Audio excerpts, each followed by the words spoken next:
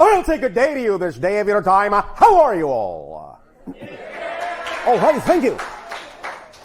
Now, once again, we would like to take this opportunity, first of all, to thank each and every one of you, and all of you together collectively, who are participating in the co-creation of this transmission. Once again, each and every time you are willing to participate in this kind of communication, it forms not only a link and a bridge between your world, your frequency, your dimension, your reality, and ours, but also by creating such a link, it creates a new dimension, a new reality, a new vibration that will grow and change and become a space, become a reality in which we can one day both interact more and more directly. So we thank you for the co-creation of this new space, of this new reality in which we all shall together participate. Let us begin this day of your time, this transmission, by calling this communication permission slips. Let us talk about permission slips. What are permission slips? Well, the idea we would like to share with you this day of your time is that many times we hear in conversations with many of you questions and discussions of different kinds of tools, rituals, books, information. And we are often asked, does this tool work? What about this ritual? What is the best way to do this? What is the best way to do that? Now, we have often discussed, of course, the notion that for each and every one of you individually, because each and every one of you is a distinct signature vibration, that obviously whatever tool, ritual, idea, information you attract to yourself is, by definition, at that moment, the one that will work best for you. Because it is keyed, it is matched to your frequency. That's why you attracted it. So even if the very next day you attract something different, if it is that attraction, the product of the change in your frequency, and you trust the synchronicity of your life having brought that to you, then even if it is different than what you were doing the day before, it is at that moment the perfect tool for you, because you attracted it with your frequency, like vibration to like vibration. But in talking about all of these different techniques, tools, rituals, meditations, books, information, what have you, there is something very important to understand about all these things. Be they ideas or artifacts, doesn't matter.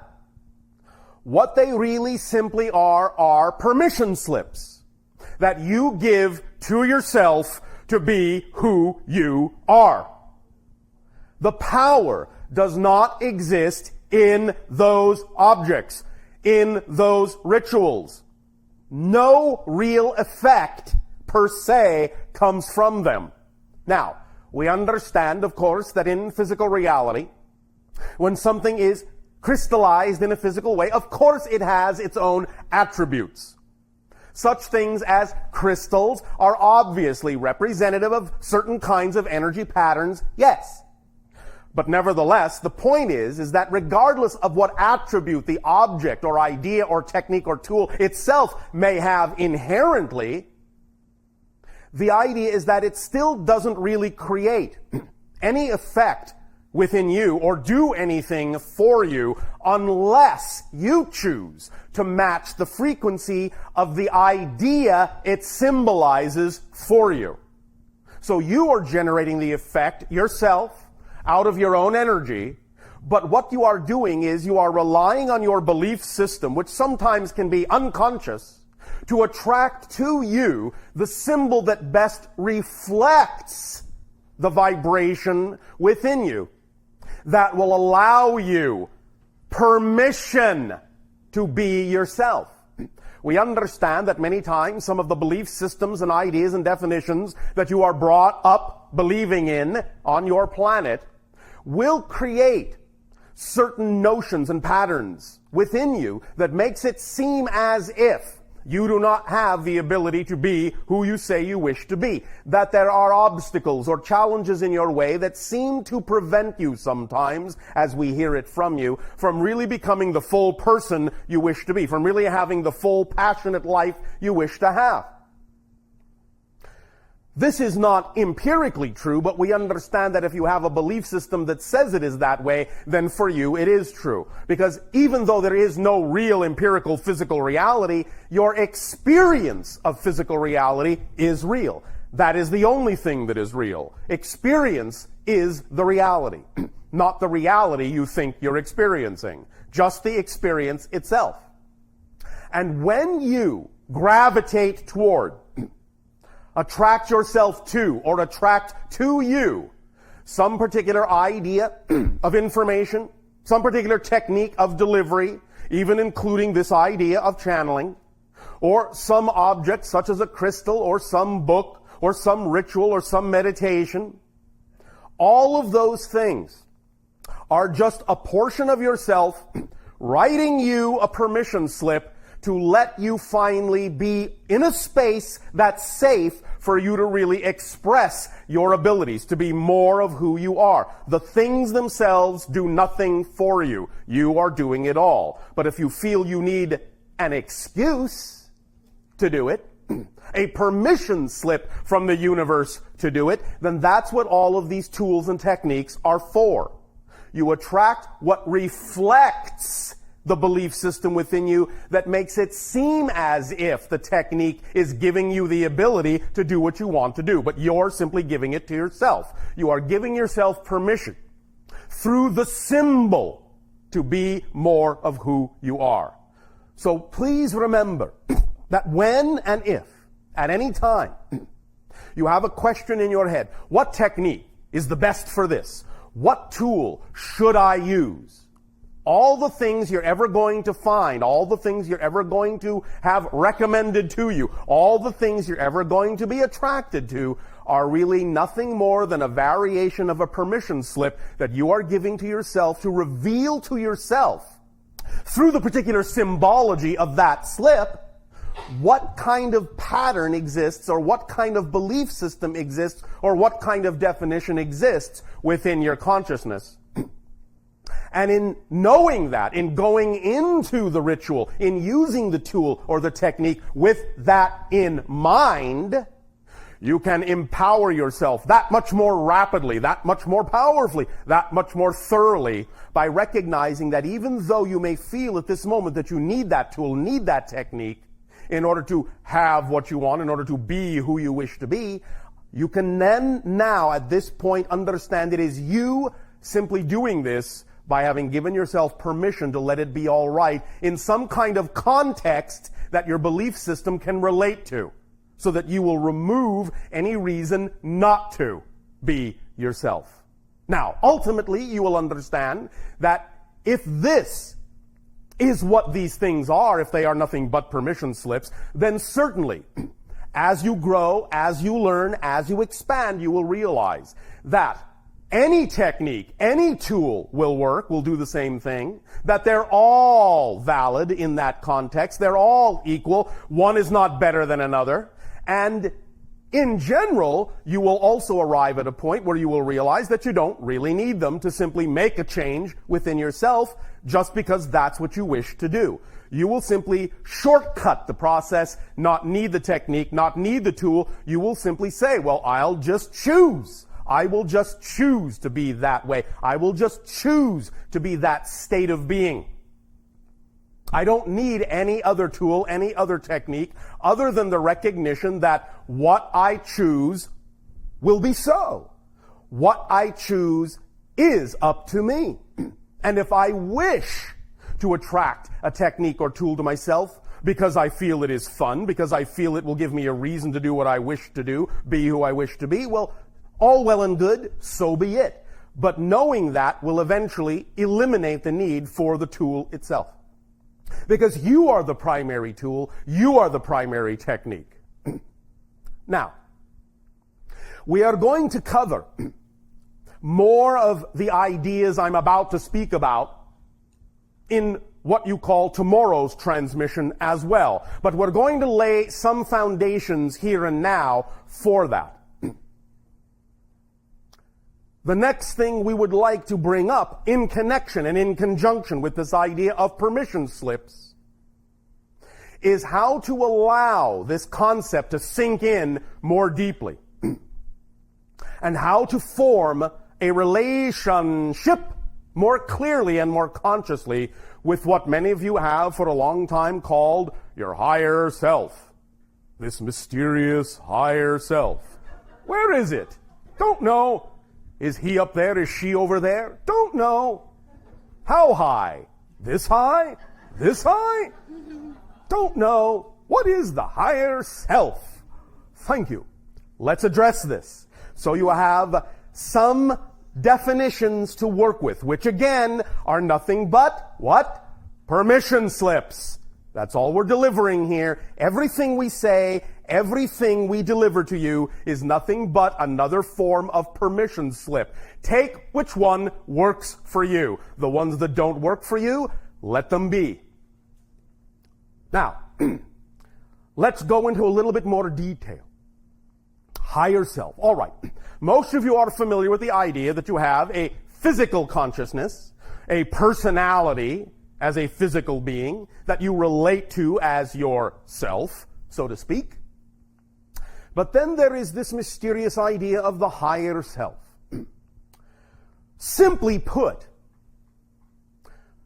most of you understand, or at least intuit, that the so-called higher self, well, is relatively non-physical.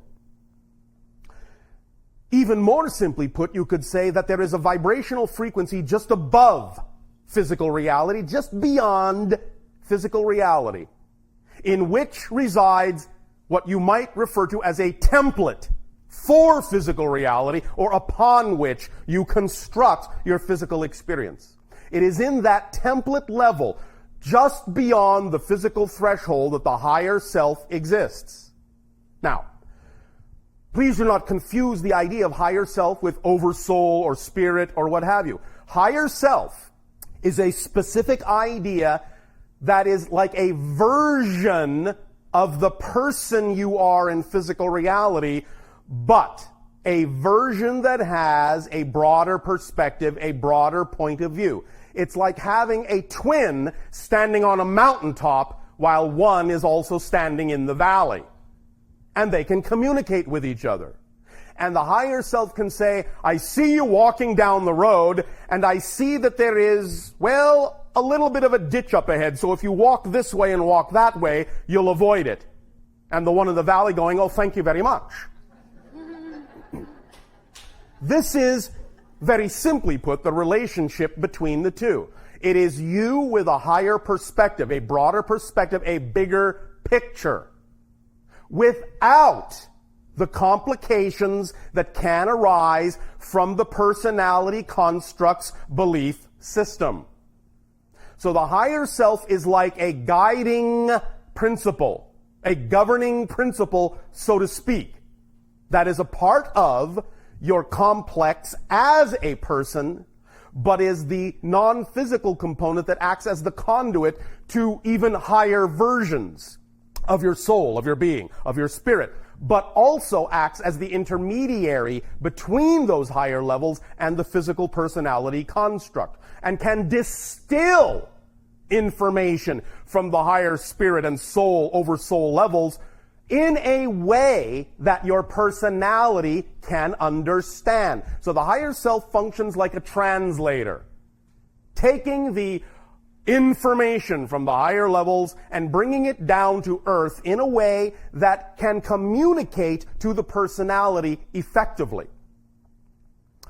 However, because of some of the belief systems that exist within the personality structure on your planet, there has been confusion as to exactly how to form a clear communication line to the higher self.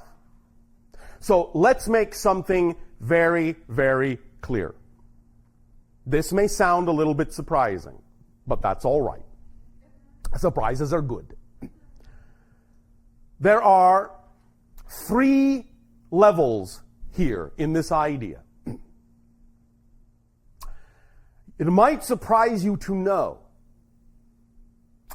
as personality constructs, as physical minds, you do not conceive of any ideas. What do I mean? The personality does not conceive of concepts. It perceives concepts. It does not conceive them. Here are the 3 levels.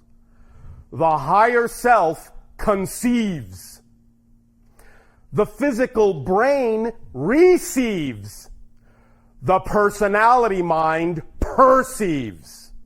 That's all it does. Any idea, any inspiration, any imagination you have ever had doesn't come from the physical mind portion of you. It comes from the higher self portion of you, through the receiver, the brain, and is translated by the brain into a vibration that the physical mind then perceives as a reflected reality. One more time, because this is crucial to understand. You don't conceive of any ideas as a physical mind. That's not what the physical mind is designed to do. It cannot create ideas. It can only perceive the result of an idea from the higher self. Now, this may sound at first somewhat limiting, but in fact, it's very, very freeing, because you can all stop thinking.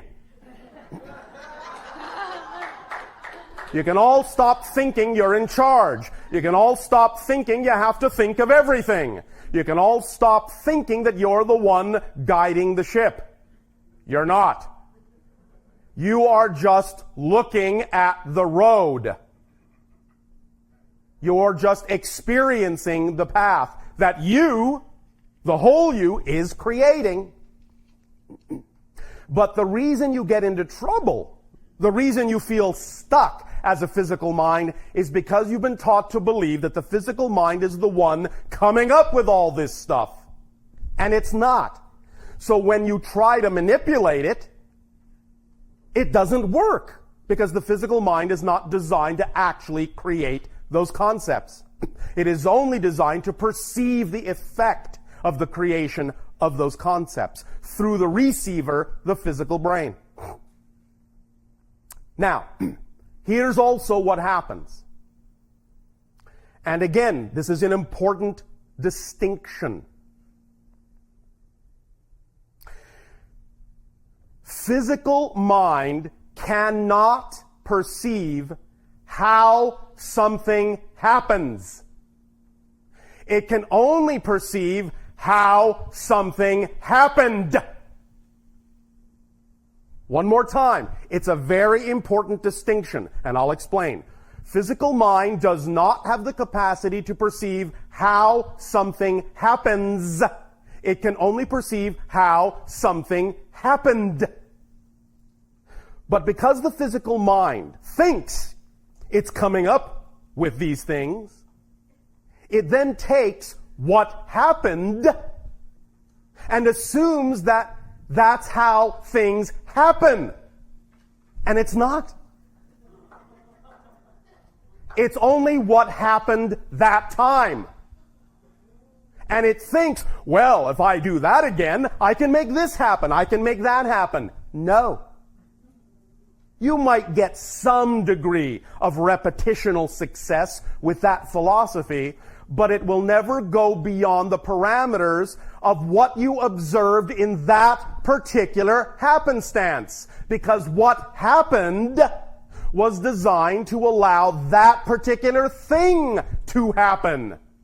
And that particular thing doesn't necessarily require the same ingredients as something else. So when you may want something else to happen, when you may want to expand on what happened, you cannot use the same ingredients that made that happen, because then all you'll do is repeat the cycle and wonder why you're not getting anywhere.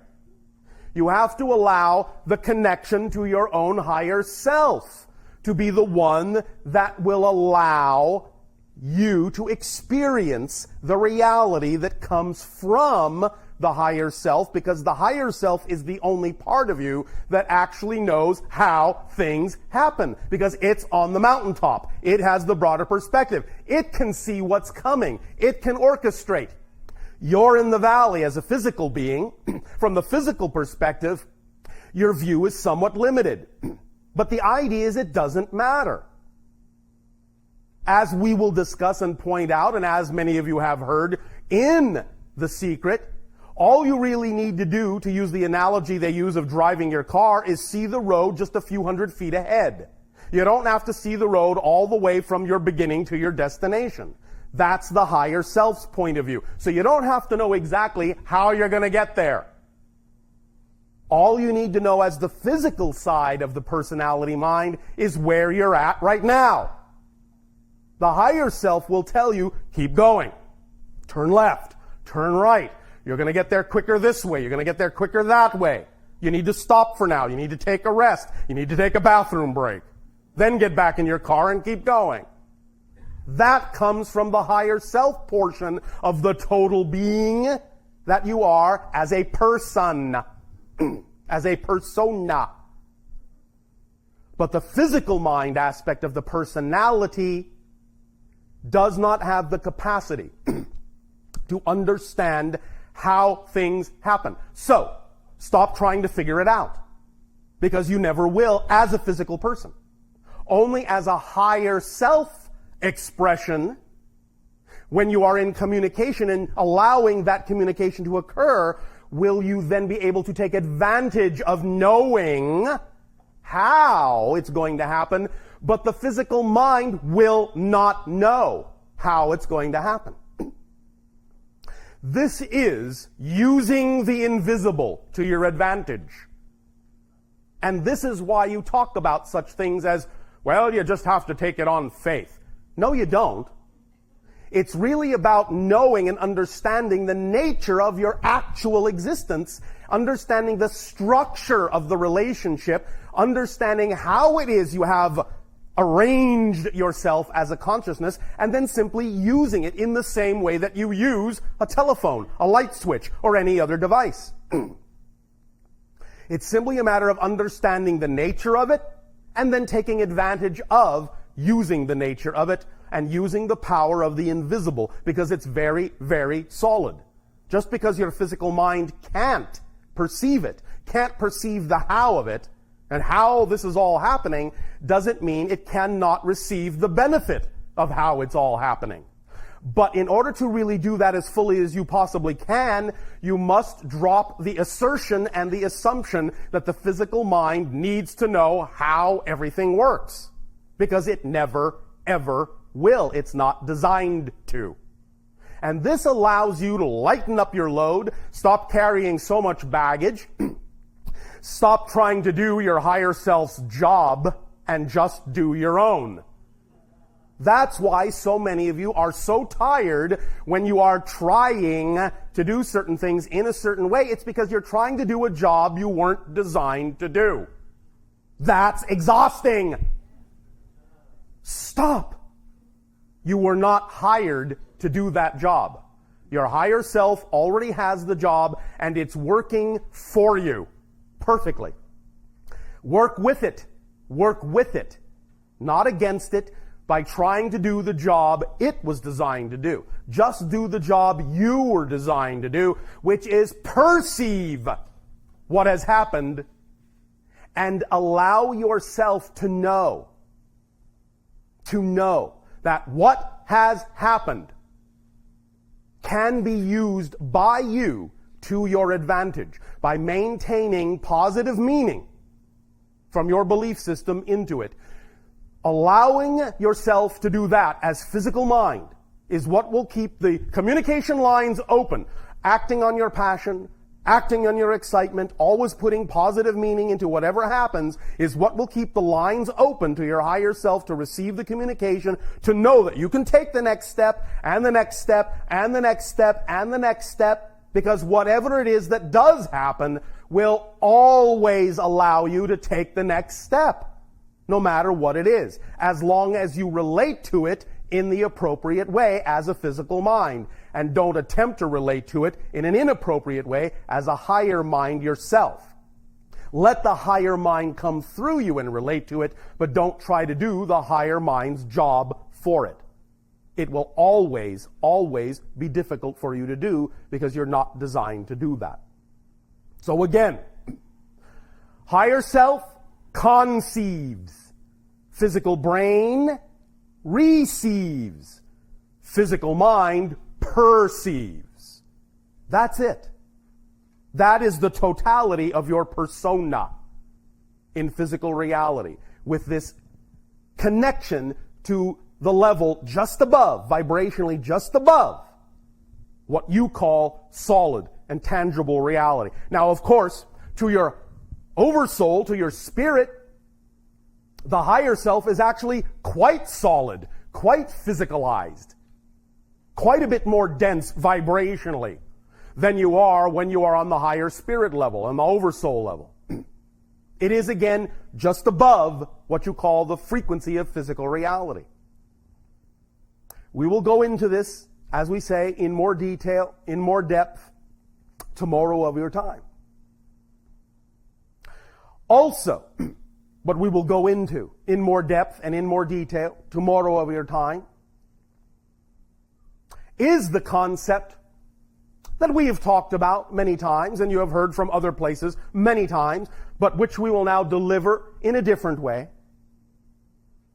The concept of the difference between state of being and circumstances. And again, this ties into what we are saying. In a nutshell, as you say, the idea is to understand, as we have said in other ways, that circumstances do not determine your state of being. Your state of being determines your circumstances. Now, what's key here, though, is to understand once again that because of the way the personality mind has been taught to think of its job, it will often hear that statement as, oh, well then, if I get into this state of being, I will create circumstances that will be exactly reflective of what I prefer. And if I don't see those, something's wrong. This is what must be avoided, is the assumption that circumstances, that the appearance of circumstances mean anything. Again, remember, they are neutral. It's what you put into them from the state of being you choose to be in that determines the effect of the state of being of your life, the quality of who you are, the level of your passion, not what the reflection looks like. So, taking this a step further, beyond the idea, beyond the mechanistic connective statement of it's not circumstances that determine your state of being, it's state of being that determines your circumstances. Taking it a step further, you could actually help break that connection that doesn't serve you by restating this idea in a more definitive way. Circumstances don't matter. Only state of being matters. Circumstances don't matter. Only state of being matters. Now listen to the way that translates in your language. Circumstances don't matter. Don't materialize things. Only your state of being matters, materializes things. So, Circumstances don't matter. Only, underline, underline, underline, underline, underline, underline, underline, only your state of being matters. Big, fat, period. Exclamation point. Close quotes. Parentheses, brackets.